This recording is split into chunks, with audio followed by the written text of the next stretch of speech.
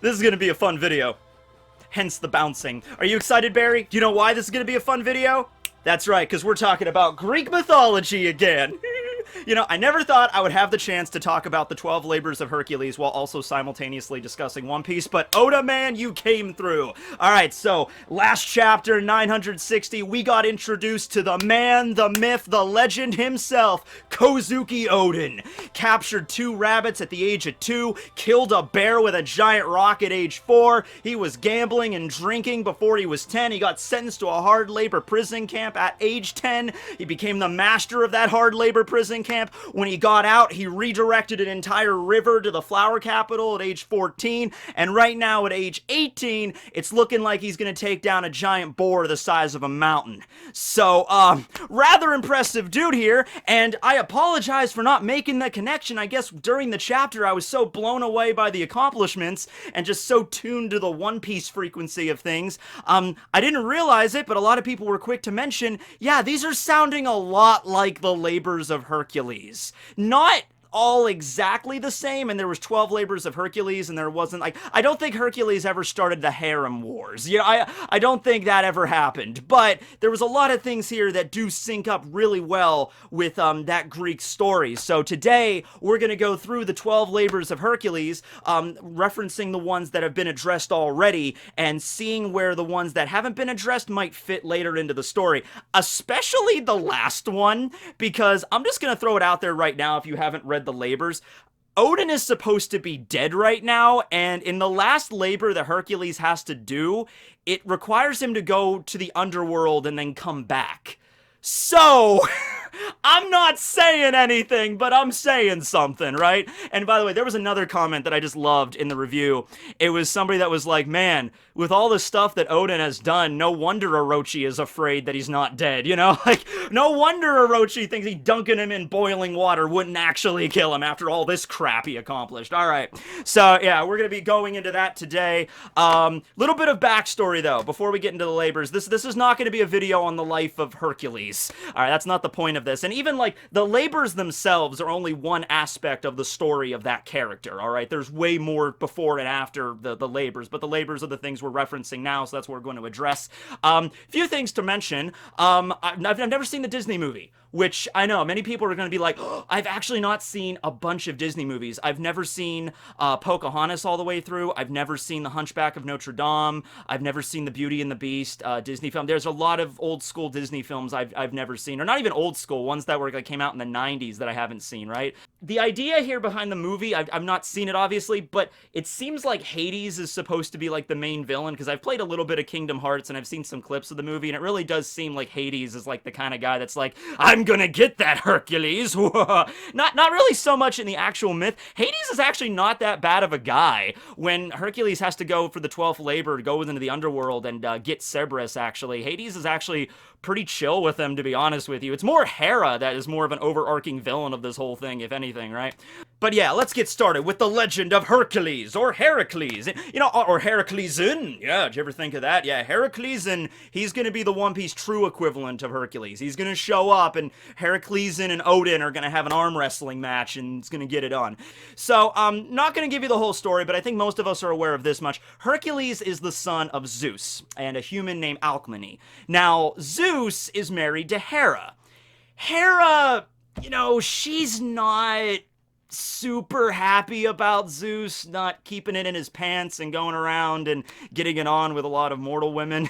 Zeus is a player. He sometimes he does it by transforming into a, you know, bull and coming down to earth and getting it on, and, you know, Hera just really hates any of Zeus's kids that are not also her kids as well. She doesn't like her stepchildren very much, okay? And Hercules is no exception. So you will see, like I said, the overarching theme here of Hera constantly trying to screw over Hercules during these labors, alright? She just can't see him succeeding, okay? She has to ruin it for him as much as possible, okay? And this kind of whole thing kicks off with Hera, because one day Hera decides to implant the seed of madness into Hercules' mind. which basically means he goes insane, and he starts seeing monsters everywhere and everything, and Hercules being Hercules, he sees monsters, he goes to destroy them and, you know, fight them, and just like, oh, I'm gonna fight you, giant dragon, rip it apart, whatever. And these are all illusions, though. These are all just hallucinations crafted by Hera just to screw with Hercules. So when the, you know, when the madness dissipates and he comes back to his senses, which, by the way, in the context of that story, it seems like Hera, like, drugged him. You know, he's like, when the hallucinations ceased, I'm like, okay. Hercules is covered in blood, and his family is dead before him. His house is, like, painted with their blood. Because, yeah, he went insane and saw monsters, which were actually his family, which then he just... Yeah. So, obviously not Hercules' fault, you know, considering it was Hera that was the one that started this whole thing. But at any rate, you know, when you go into a haze and you come out of it and you're covered with your family's blood, yeah, you're gonna take a little bit of the blame on that one, right? So Hercules, after that little family outing, he goes into exile for a little while. He's like, I need to just go away and think about some stuff. So he goes away for a little while. A few years later, he comes back to the city of Mycenae. Mycenae is ruled over by a guy named Eurystheus. Eurystheus is also Hercules' cousin. Okay, so he goes to this city, and his cousin Eurystheus, this king, tells him and gives him the option for redemption. He's just like, I'm going to give you these 10 labors, and if you can complete these labors, these tasks that I will give you, then you will be redeemed, you know, for all your actions. Okay, now, Hercules is a little dubious at this, just like, oh, okay, this guy just telling me all this stuff to do, you know, I'm the one who's the demigod here, you know, I'm the one who has Zeus for a father, you know, so he makes a quick trip to the Oracle of Delphi, and is basically like, hey, Oracle, you know, should I listen to this dude? Should I just do what this guy tells me to do? Is this guy on the up and up or whatever? Should I actually do this? And the Oracle of Delphi is like, yeah, listen to Eurystheus. Listen to him do the labors, and, you know, so she gives him the up and up. So Hercules is like, all right. So he goes back, and Eurystheus gives him the first labor. And the first labor is go and kill a lion. They start out pretty simple, okay? So there's a lion out in the woods. It's ripping apart the local wildlife. It's getting the taste for human blood, and people are thinking that it's, you know, a connection to the gods in some way, because this lion is so freaky strong. Hercules is stronger, though. So he goes out in the woods, and I believe how he kills it is there's a cave that has like 2 exits, and he blocks off one exit to the cave, lures the lion into the cave, takes a club, and then, you know, he kills it. He then takes the claws from the lion and then skins it with its own claws, and then makes like a mantle, like a lion hood that he puts over him, and you see him wearing this lion hood in a lot of works of fiction. So yeah. Also, you know, once again, haven't seen the movie, but it seems like in the movie he tends to use a sword a lot. In terms of the myth, a club seems to be more of Hercules' you know, primary weapons. So that's tensely what he does. Okay, so he kills the lion, and he brings it back to Eurystheus, and Eurystheus wearing the mantle. Eurystheus has a running theme in this where he has, for some reason, he has a bronze pot that's like partly into the ground, like a bronze pot, like into the ground of his throne room. And when Hercules keeps bringing shit back and like, okay, I killed this, you know, Eurystheus is scared by Hercules, and he keeps jumping into this pot to protect himself from him. He's like, I don't want to look at you. You're so scary. You know, like think about that. He's like the king of this city of Mycenae, and it's just like, all right, I'm gonna have my hidey hole, my little pot next to my throne in case somebody scary comes in. I could just jump in and hide from them. So that's a running thing that happens when Hercules keeps bringing back all this crazy stuff he asks him to kill, and he's like, oh no, he actually did it. Oh no, keep it away from me. So the reference here to Odin in One Piece is the bear that Odin killed at the age of 4. You know, obviously it's a different animal, but I think it would just make more sense for a bear to be native to Wano than a lion to be native to Wano. But yeah, it seems to be the case. Well, bears are more omnivores, but, you know, a large carnivore, you know, that eat meat, you know, that's what Odin killed at the age of 4. Something very large with huge, you know, claws and teeth, and you don't think something would be easy to kill by human hands, but Odin managed to do it with a giant rock, and Hercules managed to do it with his strength and with a club. So yeah, that's the reference there.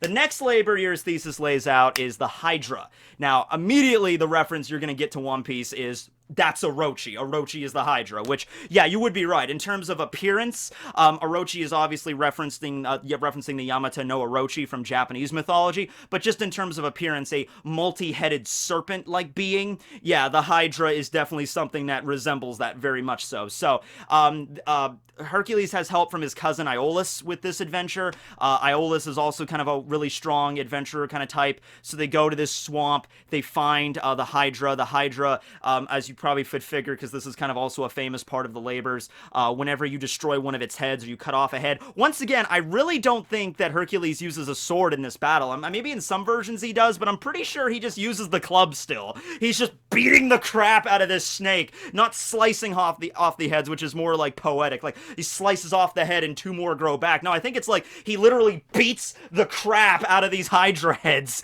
and then just two more grow out of the, beaten, bloody, skull that he dished out, right? So, now, Hercules is not the brightest... He's not the sharpest pencil in the classroom, all right? So, he's not an idiot, but he's Hercules, all right? He relies mainly on physical strength for a lot of this, okay? So, when he beats one of the heads, and two more pop out, he doesn't think to stop right away. He's like, all right, so I'm just gonna maybe hit them harder, and then BAM! BAM! Keeps beating the crap out of this Hydra, just making more and more heads. Iolaus is like, dude, stop! You're making this worse! You're not making this any easier! And Hercules is like, well, what else are we supposed to do to this thing, right? Iolaus is the one that comes up with the idea of, like, how about we cauterize the wounds? How about after we crush the head, or, knock it off or slice them off, we cauterize the wound, we burn it so the heads can't grow back. And it's like, oh yeah, that's a good idea. So they do that. And I think even after doing that, I don't think they managed to kill the thing. I think the last head just won't die. So they basically dig a giant hole and then throw the carcass in there with the one still living head. And then they take a giant boulder and they like shove it on top of the hole so it can't get out. So I think that's how that happens. So, this labor unfortunately does not count, though, because Eurystheus' perspective on it is, oh, well, you had help, Hercules. You had help. You're not the one that came up with... You didn't come up with the way to defeat and kill the Hydra. You're the one that you were just beating it senselessly, hoping it would die. No, Iolaus is the one that actually came up with the idea, so you had help, so this one doesn't count. So that's the reason there's 12 labors. There was originally 10, but there were 12, because 2 of them didn't count, the 2nd and the 5th. So, anyway, yeah, that's the reference to Orochi. Now, considering Oden is dead right now, because you never know, but, how is he going to defeat the Orochi if that's the case? Well, Momo is around, and by the way, people are looking at Momo, having high hopes for him. Your Momo, did you kill a bear yet? I know you're only 8 years old, but your dad at age 4, killed a bear. Have you even captured 2 rabbits yet, Momonosuke? Get to this, Momo. You have a lot of stuff to live up to. Can you imagine that from Momo's perspective, though? Like, there was a few chapters ago where they were in the Udon prison. I was gonna say the Oden prison, which that might have actually been the place where he did hard labor, so it might have been the Oden prison at one point. But no, the Udon prison, all the prisoners bow before Momonosuke, and Momo has this moment where he's like, they're not bowing to me, because I'm just an 8-year-old kid. They're bowing because they see the image of that huge image of my father behind me. I cannot even imagine the level of, like, he has to, live up to his dad, considering all the stuff Oden did. In fact, I think Oda is definitely going to go that route with it at some point. We're going to have a moment with Momo where he just, starts crying, and he's just like, I can't live up to my dad. And people are like, it's okay, Momo, you don't have to live up to your dad. But he's like, no, I want to live up to my dad, though, So it's going to be complicated with that. But if Momo really is the one that takes out Orochi, or we do my logic of, everybody gets one shot at slicing off one of Orochi's heads, until there's only one remaining, then Momo gets the last hit. I mean, that would be something there. Okay. So the Hydra also has a very toxic venom. Or is it its blood? I don't know if it's its blood or its venom. I think it's just a venom that it has. Hercules gathers a bunch of that shit up, so that'll be useful later on. He uses it to coat his arrows with, and that's actually used later in a few other labors. Okay. So the third labor is, at this point, Eurystheus is like, all right, I'm sending this guy out to kill these really dangerous creatures, and he did it twice. So I'm going to send him, instead of killing something, I'm going to send him out to capture something alive. So he tells him to go capture the golden hind. Artemis, who is the goddess of the hunt and of the wilderness and like the wild animals of the world, Artemis, she has a bunch of these hinds, or deer, basically, that pull her chariot. However, she had one that she let roam free in the world, and that was the golden hind. Basically, it's a deer that has glowing antlers that that Hercules has to go capture alive and bring it back to Eurystheus. Okay, so this one takes Hercules a while. I think it takes him well over a year to track this thing down, because this thing is really fast, really agile, and Hercules cannot just reach it. Hercules is really fast too. He's wicked fast and agile, but this thing is just eluding him, right? So eventually, though, he gets to the point where he shoots this thing with an arrow in the leg. So it doesn't kill it, it just wounds it and cripples it. And the poor thing's on the ground, and considering Artemis is the one that's like, I have these great golden hinds, these animals that will pull my chariot, however, I'm going to let this one creature roam the world free. And then this musclehead, this son of Zeus, shows up and just slings an arrow right through its poor leg. It's like, Artemis is not too happy. It gets her attention. Artemis shows up and is like, whoa, whoa, whoa, whoa, whoa. Okay. Why, though? Why would you freaking, shoot an arrow through this poor creature? You better have a good... Artemis doesn't get right out pissed off at Hercules. Like, you better have a good reason for this. Is there any reason why you shot an arrow through one of these, animals of the gods, And Hercules is like, well, yeah, I went to the Oracle of Delphi, and, they told me to go, and, Eurystheus gave me the labors, and I'm just doing what I'm told here, man. He told me to capture the thing. I've been chasing this thing down for an entire year. This thing's fast. It's like, yeah, it's like, I'm Artemis, the goddess of wild animals. It's one of my wild animals. No crap, it's hard to get, right?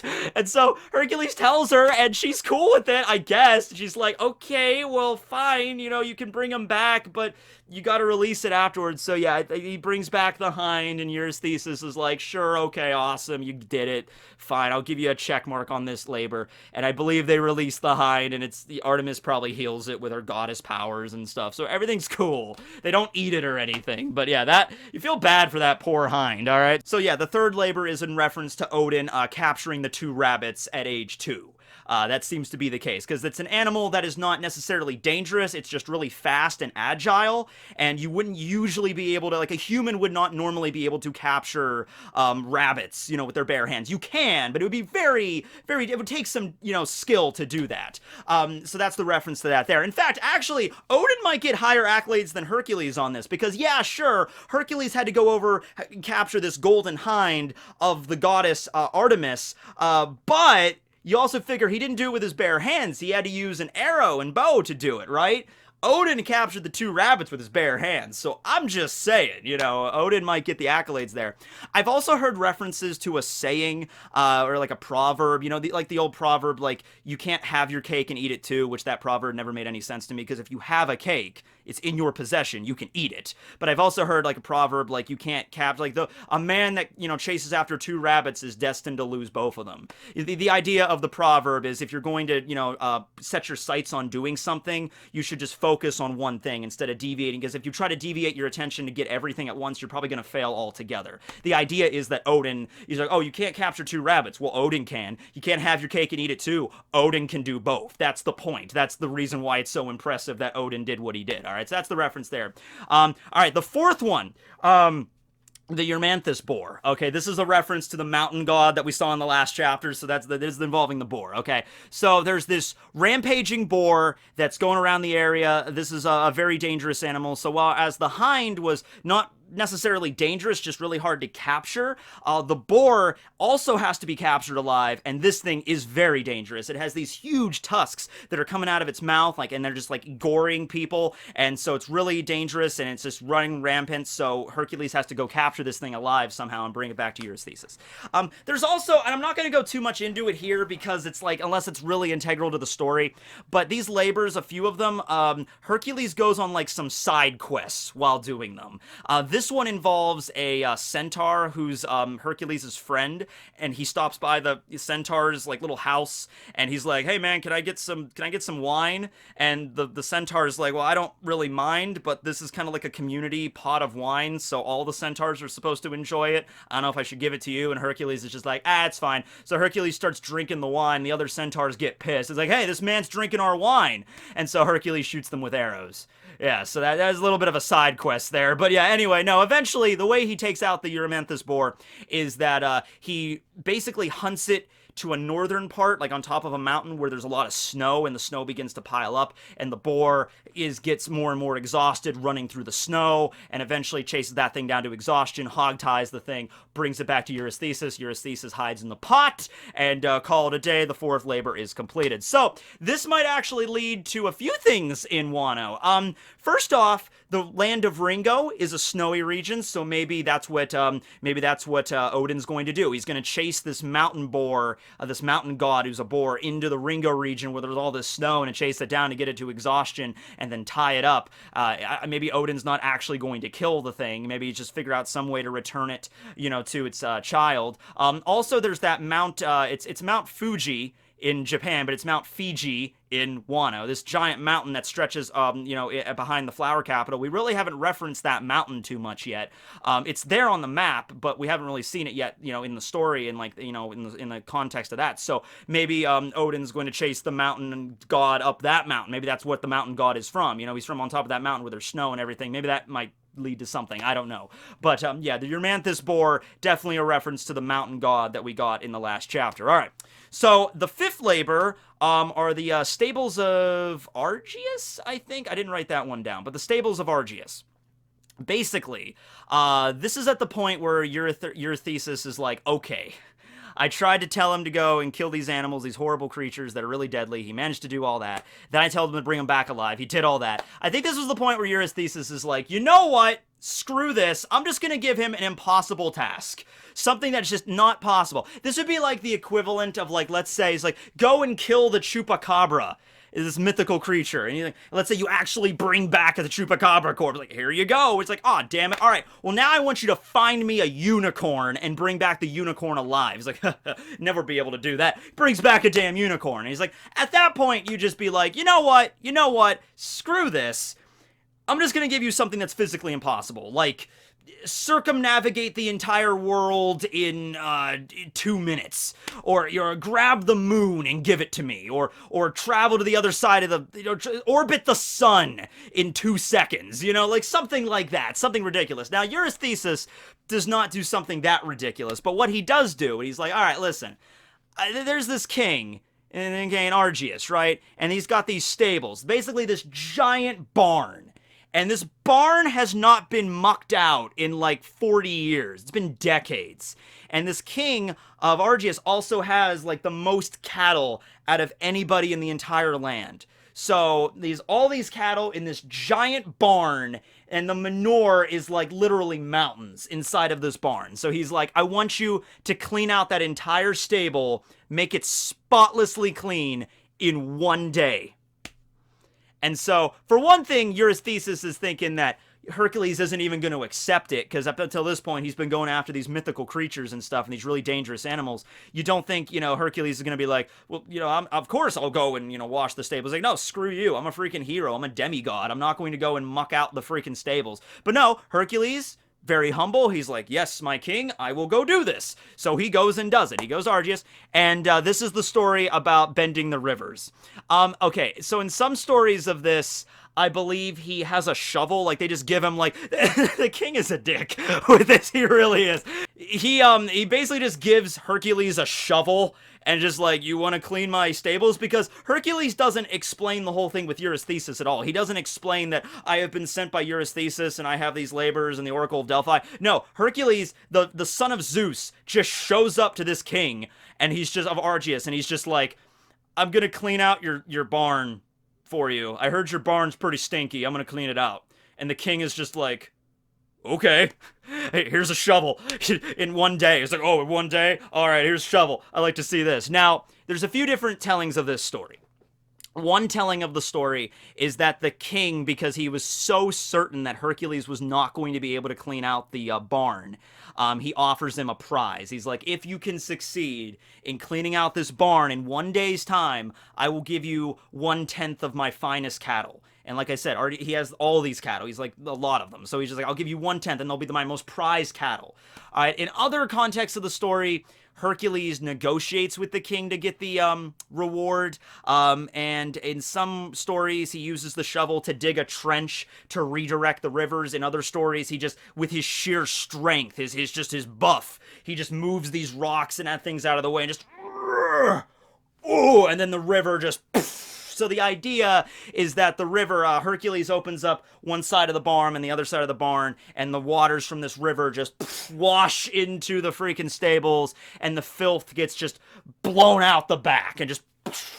Now, you know, first off, okay, that would so not work, alright? Number one, that would probably kill and drown all of the poor cattle inside of the barn. But hey, to be fair, that wasn't the labor. The labor was not clean the stable and make sure the livestock were alive. So I guess in that context, Hercules could have just lit the damn thing on fire, because manure is, you know, he's got those gases in there. You know, he could have just, like, lit a match and just... whole thing goes up in flames, all the cattle are dead, but he's like, hey, stables are clean. They're clean as they've ever been. It's like they're not even there, you know? It's like, damn. But no, the water from the river washes it out, and I think Hercules then moves the rock back, and the river returns to its normal place.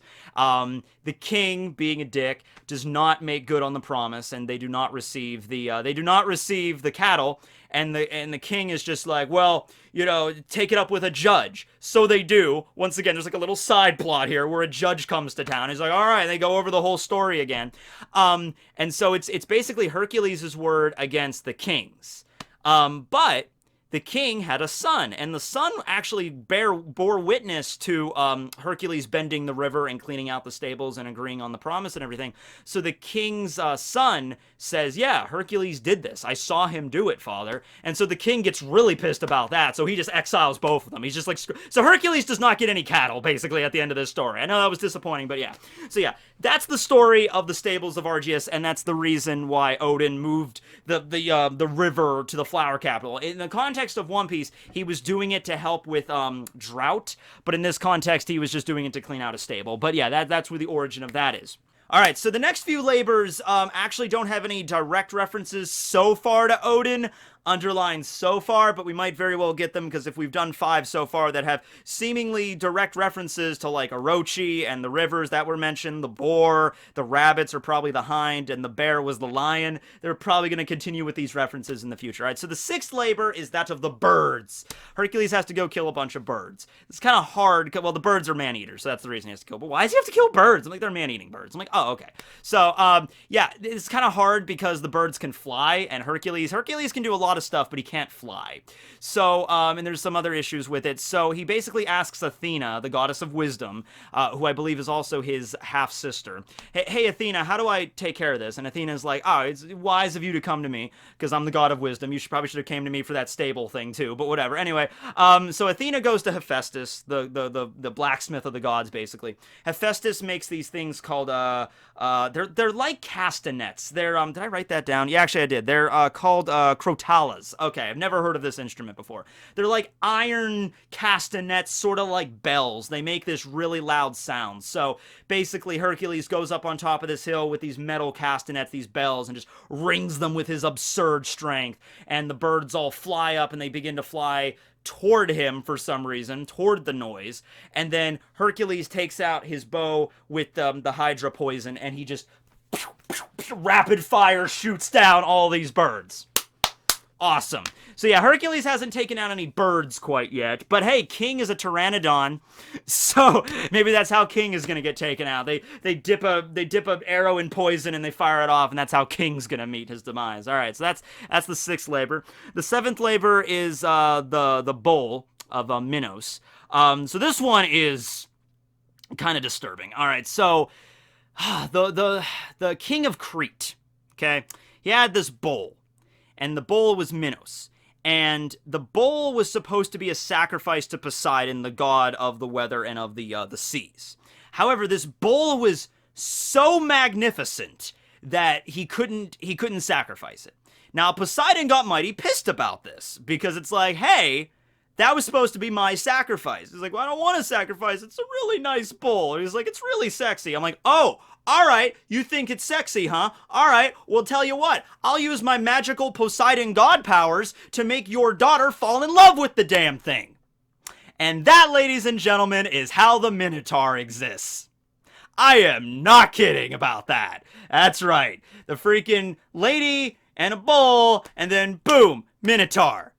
And then the Minotaur, the labyrinth is under the world of Crete. And so, well, Crete's not, you know what I mean, the land of Crete. And then he makes the labyrinth, and the Minotaur goes in labyrinth. So yeah, that's the origin of that. So Hercules has to go, and he has to go capture this bull, and it's really strong, but Hercules is stronger. This one is, the backstory for this is a lot interesting than the actual Hercules part of it in the labor. And actually, there's a part after this where Hercules gets the bull, he ties it up, he brings it back to Eurystheus, he gets the labor. Oh, by the way, yeah, the stables of Argeus, I forgot to mention that, but yeah, the stables were also another labor that Hercules, it doesn't count. It doesn't count because Eurystheus said you were going to offer, you were trying to get a prize for it. And these labors should be done just because I'm issuing them to you, not because you're going to get a reward, right? So that's the reason why the fifth one was also considered not a labor, so that's why there's 12, okay? But anyway, going back to the bull, yeah. So Hercules captures the bull, he brings it back to Eurystheus, who probably hides in his hidey hole pot.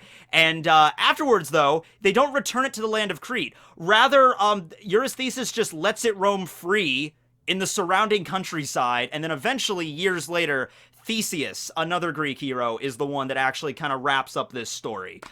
He's the one that actually takes out the bull, and I believe he also kills the Minotaur. So he's the one that actually kind of takes care of this. But yeah, Hercules is part of this story is honestly not the most interesting, but that's what happens. All right. The eighth one is with the mares. The mares, not the mares, is like, I am the mayor of this fine city. No, mares is in horses. So he goes to this land where there are these horses and this king. The king is actually, oh man, who is the king here? It's not Prometheus. That comes later. Is it Diomedes? I think it's Diomedes. I'm not remembering exactly, but the horses are these ravenous creatures that are basically like vampire horses, where they were not fed oats, they were fed human flesh, and they had a taste for it, and they're like ravenous, okay? And so the idea is, Eurystheus is like, bring these horses back, but Hercules cannot, even he cannot rein these things in, because they're just, like, they're just ravenous, okay? So Hercules does the sensible thing, and takes the king, and throws it to them. And the horses devour him, and that calms the horses down a bit. And then he, Hercules, reins them in and makes a chariot out of the horses, and then rides them back to Mycenae, and Eurystheus sees them. So there's the story for that. Okay, so as I said, those ones all don't really have direct connections so far to Odin, but we'll probably maybe get them later. The ninth labor kind of has a reference. It's very loose. It's not as obvious as the other ones, but I'll throw it out there just because. The ninth labor is that Hercules has to retrieve the girdle or the belt of Hippolyta. Hippolyta, so not Hippolyta. She's not a hippo. Hippolyta. Hippolyta is the queen of the Amazons, all right? These tribe of warrior women, all right? Now, the idea here is Eurystheus is like, okay, maybe this tribe of savage women will eventually best Hercules, right? Or at the very least, they will not willingly just give, because this is like the girdle is like gifted by the gods to like the queen, so they're not just going to hand it over.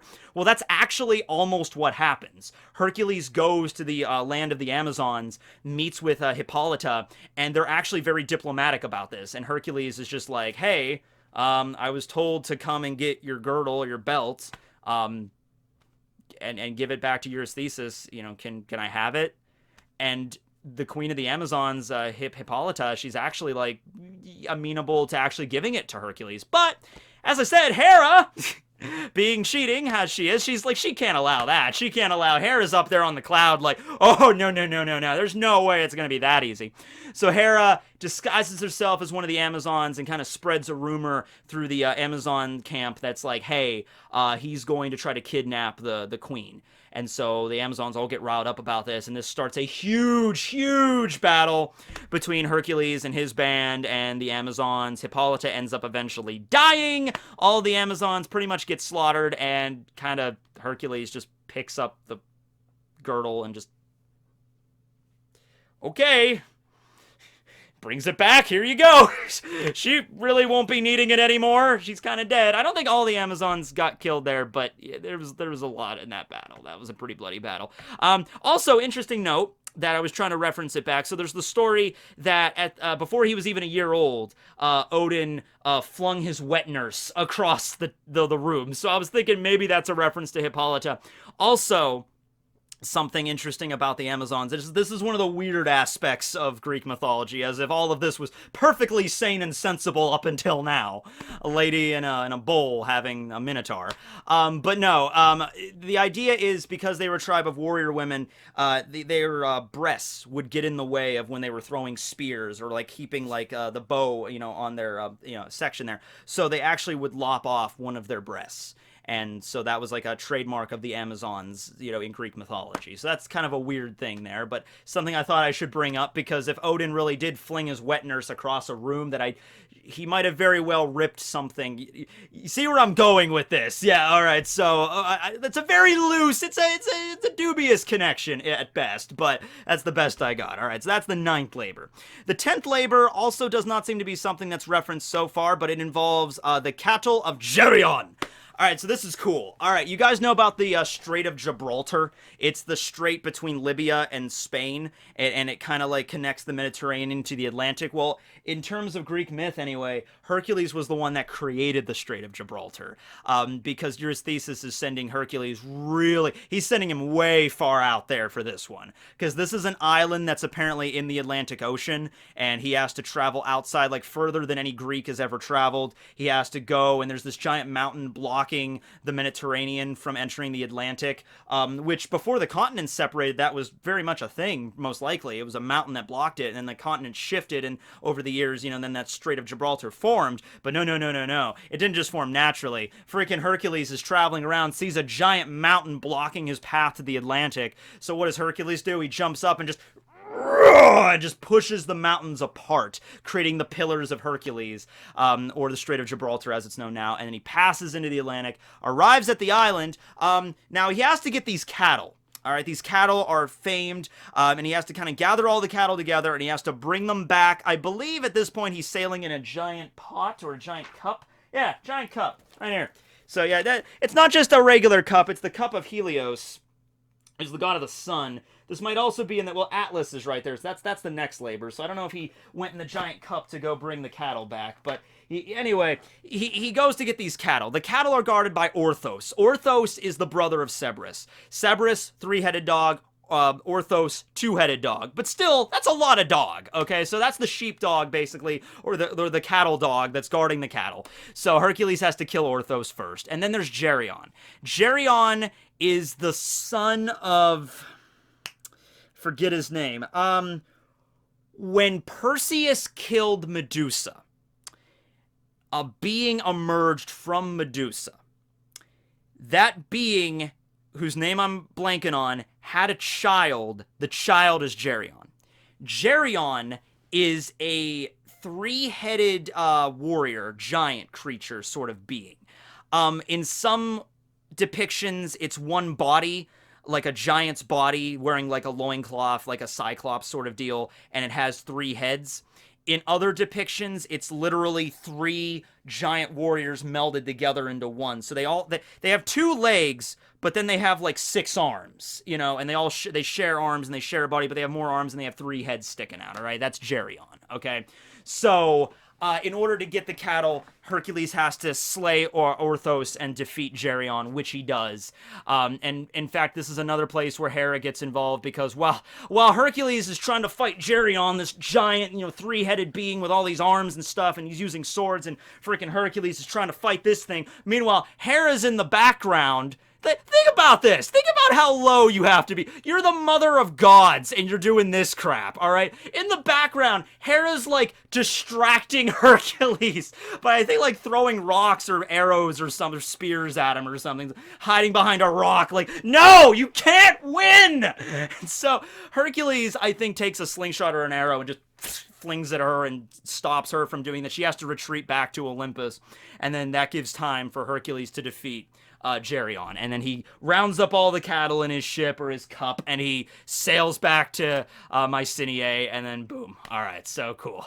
You know, honestly, at this point, I'm just starting to realize this would make a really good D&D campaign, wouldn't it? You take this as a freebie. You don't have to reference it perfectly, but like have your players go through a bunch of labors, like 12 labors, and if they defeat all 12 labors, give them like really powerful ancient magic weapons or something. This would be a great freaking thing. I'm going to include this one. I'm starting to write, you know, campaigns and stuff. I have one that I'm tinkering with, but man, at some point I'm definitely going to take references from this because this story is insane. All right, so that brings us, though, to the 11th labor, which is the Golden Apples of Hesperides. All right, so this one's a little tricky. This one requires Hercules to go on a lot of side quests, all right? First off, the Golden Apples were a gift to Hera from Gaia for her and Zeus's wedding. They bequeathed her this tree that grew golden apples. So already, this is kind of Hera's territory that Hercules has to get into, so this is not going to be easy by any metric. Hercules has to first figure out where this place even is, because he has no idea where this Garden of Hesperides is, where this golden apple tree even is. He goes to the Fates. The Fates are these three witches, basically. Not really witches, but they're these three beings that are basically in charge of stringing human life. One of them has a thread that she's spinning that represents the birth of new life. Another one has like a loom kind of deal where she's stringing it up. You know, that represents like the actions you take in life. And the third fate is responsible for actually snipping the life thread when death finally comes, okay? So they take a break from that not really important task for a little while to talk to Hercules. It's like, well, we're busy doing this thing. So I guess all mortals just stop being born, stop dying, and stop doing stuff while Hercules is talking to them. It's like, hey, I need to figure out, you fates have been around for as long as humans have been around. You've been around for a long time, so where is this garden? And they're like, we don't even know. The Fates are like, we have no idea where this is at. You know, this is even older than us, and we've been around for a while. We are old as dirt, and it's even older than that. You need to talk to a god. You need to talk to a sea god, so either Poseidon or one of his sons. So, Hercules goes and talks to Poseidon's son.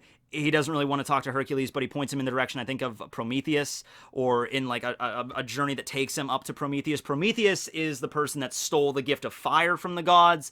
Gods got pissed. They chained him to a rock, and then every day at like 3 o'clock, an eagle comes down and bites out his liver or his kidney. I think it's his liver. And it regrows, and then the next day, the eagle comes back and every day keeps ripping out his freaking liver. So Hercules runs across Prometheus, and he thinks he's suffered enough.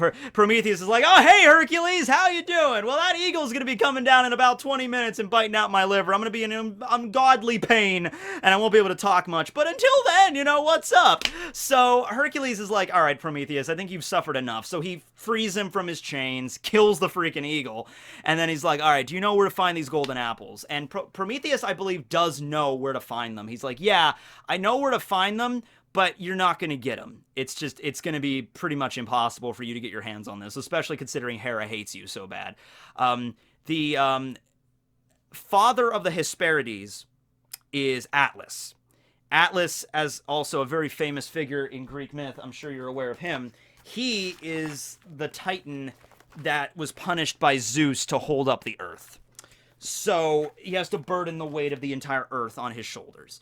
So Hercules goes to talk to Atlas, and it's actually really easy to convince Atlas to do anything, because as long as you preface it with, you can stop holding up the earth while you do this task, Atlas, before you probably even finish the task, he'll go and do it, because he's like, oh my god, this is such a pain in the neck. Hey, Atlas, you want to go down to the store and pick up some spray? Oh, I don't care. Yeah, sure, let's go. So Hercules is like, I will burden the earth while you go and pick up these apples from your daughters, because he can come and go as he please. So Atlas is, of course, yes. So he lets the earth go. Hercules holds it up with his strength. It's the earth. It's a lot of weight here. And I think Odin could do this as well. That's actually what Odin's doing right now. He's literally he's underneath Wano holding up the entire island. That's what's going on right now, yeah. But anyway, no. Atlas goes to get the apples. He gets them. He goes, that's the easy part. He gets the apples. He comes back. Now, let me ask you a serious question here. If you were tasked with holding up the earth for all eternity, and someone gave you an out, like, go down to the store and pick up some freaking cigarettes and then come back, do you think you would come back to just holding the earth again? Atlas is like, hey, Hercules, I brought the apples, but, man, my neck is stiff. He's basically trying to trick Hercules into holding up the earth forever. If that's the regard, I don't even know why Atlas bothered to come back. I know what Atlas says. Atlas is like, oh, I'll bring them to the king Eurystheus for you. Yeah, don't worry about it, Hercules. I got this part. I'll bring him to the king for you. And Hercules, he was actually pretty smart with this. I gotta be honest with you. Maybe Athena was whispering in his ear again, giving him out. He's like, oh, would you? That would be great. Hey, by the way, though, I didn't know I was going to be holding up the earth for even longer. I got this kind of creak in my neck. Tell you what, Atlas, can you, hold the earth for a little bit so I can just kind of readjust and I can get in the comfortable position if I'm going to be holding it up for longer? Atlas, being kind of an idiot, does that. He's like, oh, okay, sure, I'll hold the earth for a little while. You could adjust, you could get a little comfortable, and then he does that, and then, of course, Hercules just grabs the apples and just runs off. He's just like, all right, later, and Atlas is like, oh, you son of a... So... Atlas is really not a fan of Hercules now either. So I don't really have a lot of references there, except for the fact that there was a lot of sailing done in this story. There were a lot of sailing done in the CATHLE story as well. So this might be a reference to Oden trying to leave Wano and failing over and over and over and over again. Because there was sailing with the GERYON story, and then there was sailing a lot with this story as well. So maybe with that, okay. The golden apple, though, the golden apples really haven't shown up. Although the significance of the apple is there when we see... Actually, it's right here on the cover.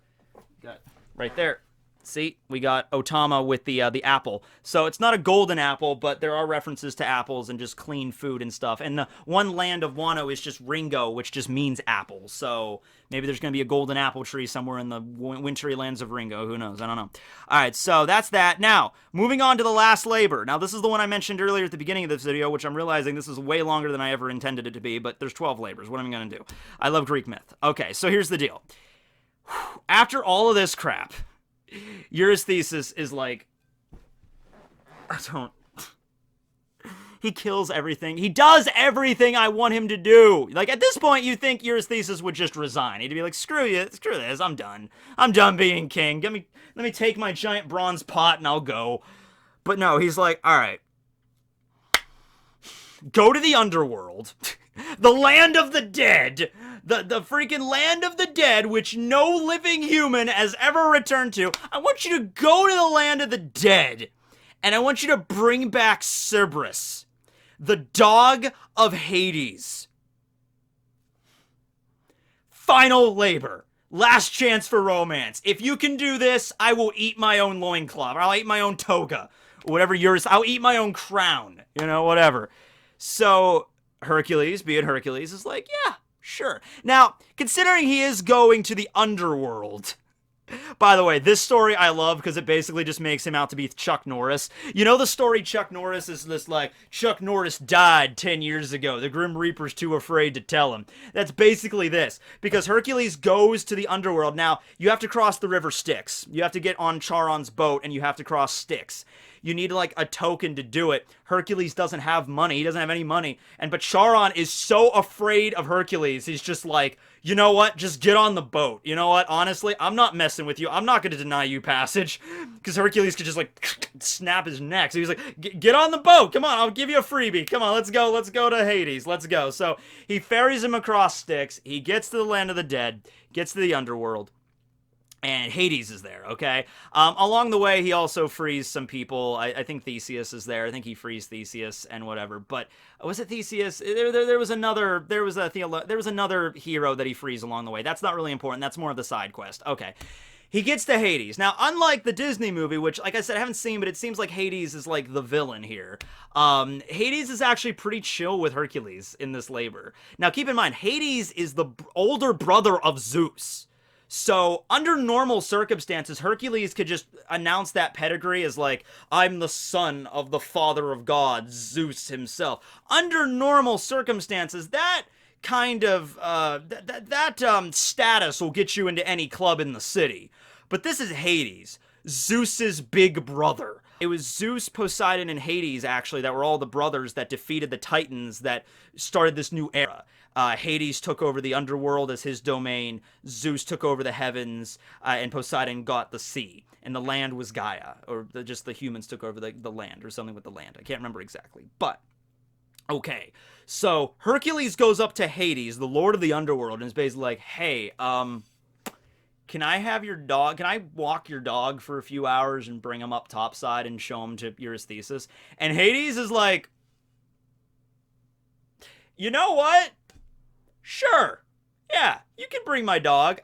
You have to defeat him with your bare hands, though. You can't use your sword. You can't use clubs or anything. You got to use your bare hands to defeat him. But Hades is actually pretty chill with this. He's like, you know what?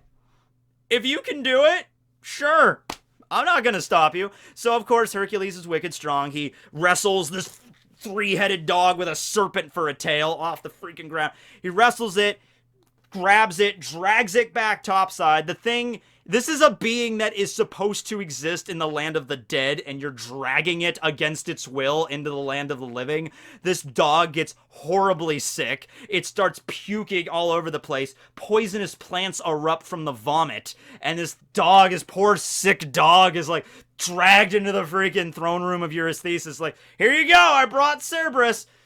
Eurystheus hops in his pot and he's like, ah, damn it! At this point, Eurystheus is even questioning, why did I ask for Hades' dog? What part of me thought that that would be a good thing to bring into the land of the living? He's like, fine, yeah, cool, great, all labors completed, awesome, just get that thing out of here. It's puking up all over my freaking throne room. So, Hercules brings back the dog to the underworld, and that's the end of the labors, and that's the end of this story. There's more to the story of Hercules, but this video's already long enough, all right? So that's the end of the labors. So, the last labor, where Hercules literally goes to the land of the dead and then back again. That's the ultimate accomplishment, isn't it? That's the ultimate symbol of being a badass, where death itself has no control over you. That's what that represents. And you know what? That would be the ultimate feat of Odin. Odin has done all this other crazy stuff, and now his ultimate feat, his showstopper, is he comes back from the dead.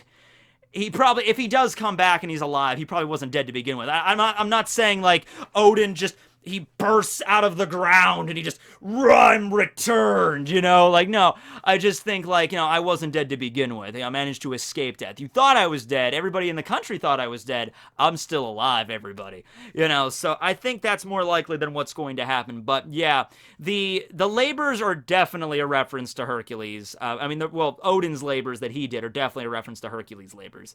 Like, it's hard. The river thing and the boar thing are the most obvious ones. The bear and the lion, that's also pretty on the nose. Orochi is the Hydra. The rabbits are the Hind. Like I said, there's a few, like the wet nurse thing, the reference to the, you know, the Amazons might not be exact, you know, and the sailing around a lot might not be a reference to the, you know, the apples or the cattle or anything, but, you know, there's a lot of these that sync up, right? And there's a lot more labors left, you know, so we'll see. If there's another story where Hercules and Odin defeats a bunch of birds or reins in a bunch of really deadly horses or, you know, something, maybe then we're like, okay, this is definitely on the nose here. We're gonna do this. Odin's gonna come back from the dead if that's the case. All right, well, anyway, this video's already been long enough. I apologize if I've rambled on, but this was, I think, very important to address in like a broad scope. So thanks for watching, and I hope you learned some stuff about Greek mythology and, you know, going on forward to see what's up with Odin. So yeah, thanks for watching, everybody. This will be Tekking101 signing out.